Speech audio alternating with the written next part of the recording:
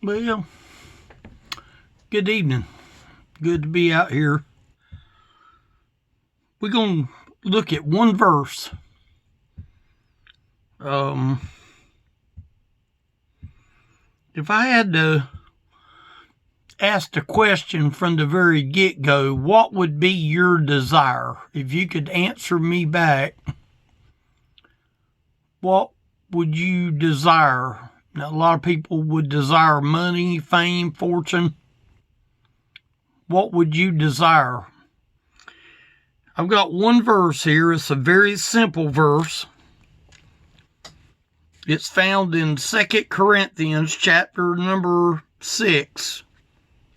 Let me take that back. Chapter 9. 2 Corinthians chapter 9 and verse 6. Won't you listen to this verse that Paul wrote to us here? But this I say, he which soweth sparingly shall also reap sparingly, and he which soweth bountifully shall reap also bountifully. This particular message is probably one of the most simplest messages I believe I've ever brought. You note the word soweth. Now, I realize that word soweth is a King James Bible word. A lot of people don't talk that way today. They would say the word sow or sows, but soweth is what my Bible says. To me, that means to keep on sowing. Just keep on sowing. Don't stop sowing. Just keep on planting seeds and sowing seeds. I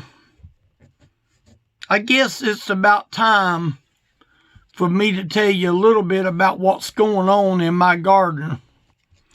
I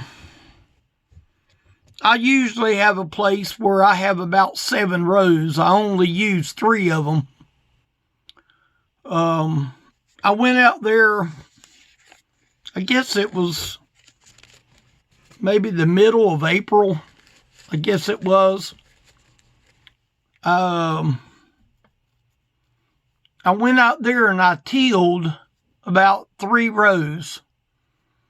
And the way I do it is the rows that I till is in the same location that they was last year, because it's just easier for my equipment to till over the ground that is the softest, because my tiller is only limited in power. So therefore I use where the row is, and I've done that now for the last several years.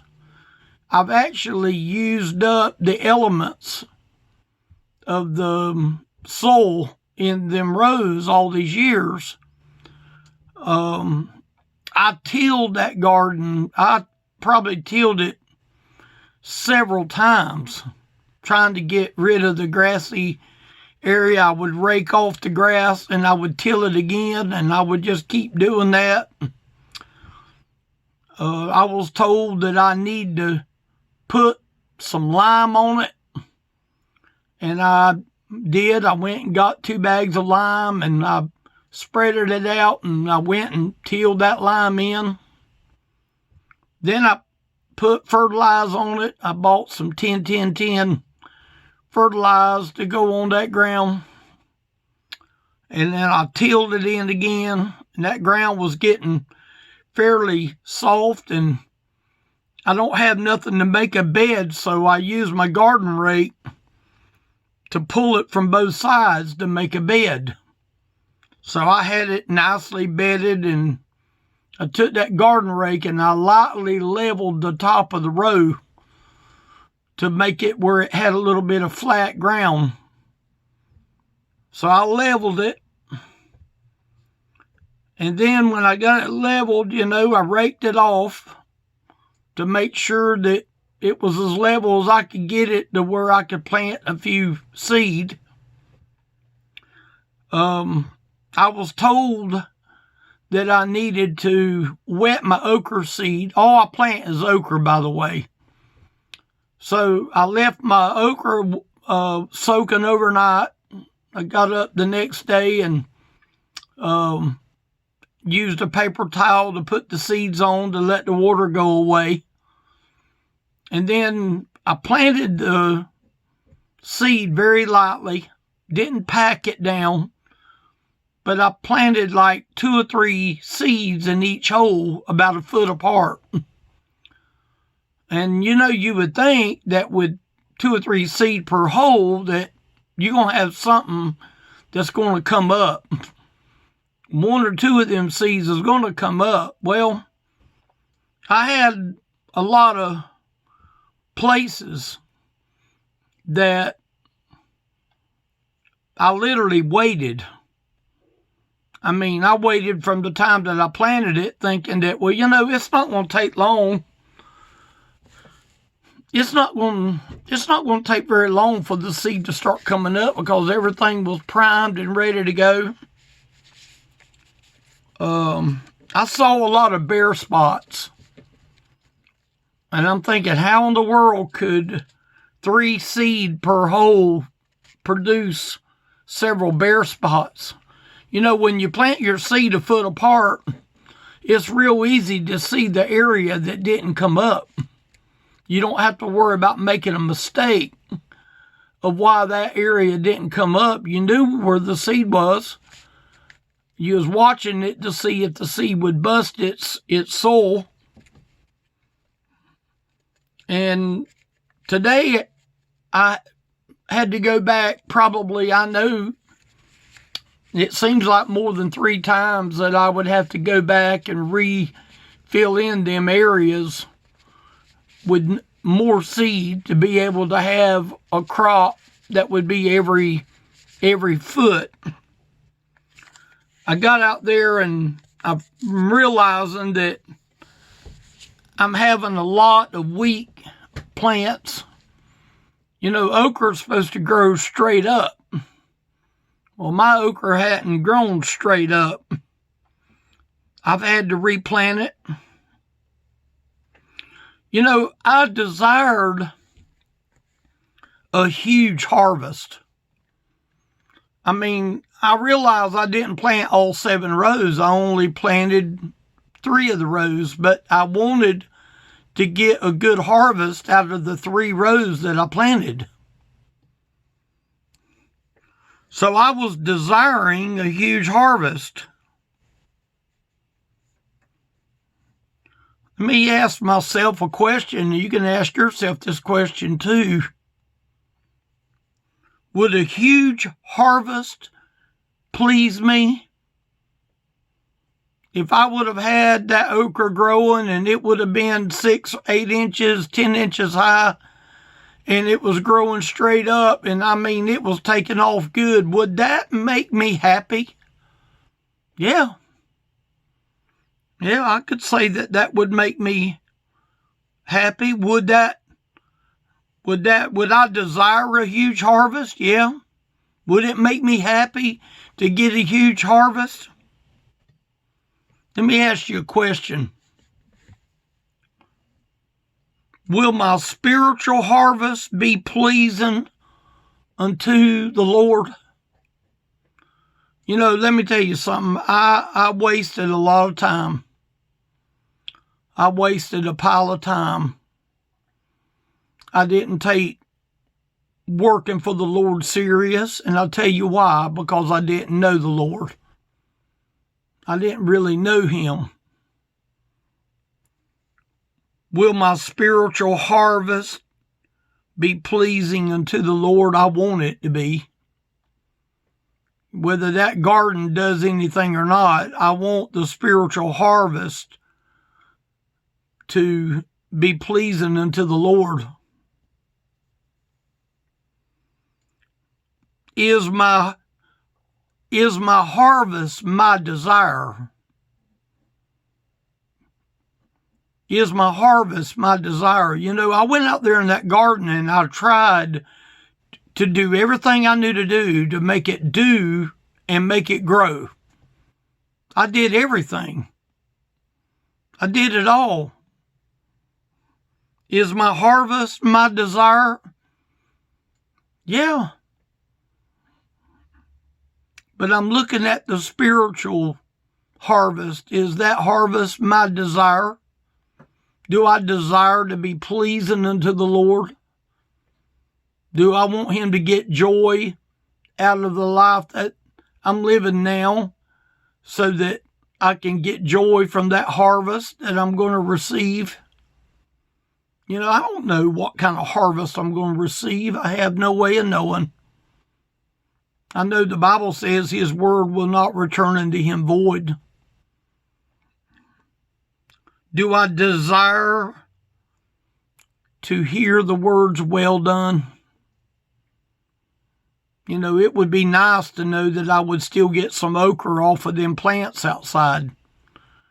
But I'll be honest with you, with all the labor and the work that I've done, it seems like that I'm going to get a mediocre amount of okra, if any.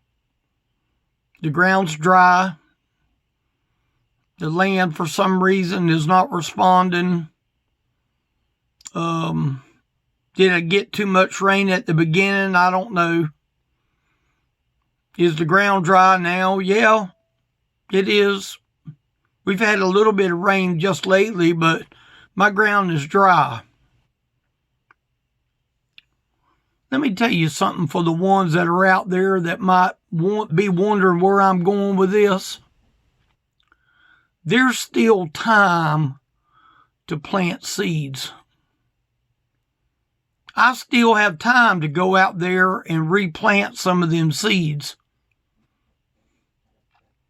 There's still time to plant, and there's still time to harvest.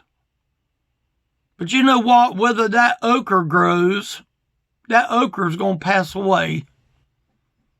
I would rather desire to hear the words, well done, thou good and faithful servant. Let me read that verse. But this I say, he which soweth sparingly shall reap also sparingly, and he which soweth bountifully shall reap also bountifully. You know, again, there's still time to plant. It's summertime now. Did I wait too long before I planted? I could have. Should I have taken the advantage of maybe planting in middle March? Yeah. Looking back on it now, there's probably some things that I could have done different. But let me tell you this in closing. If you decide you want to plant something for the Lord, you're going to have a lot of dry ground. There's a lot of dry ground. The fields may be dry,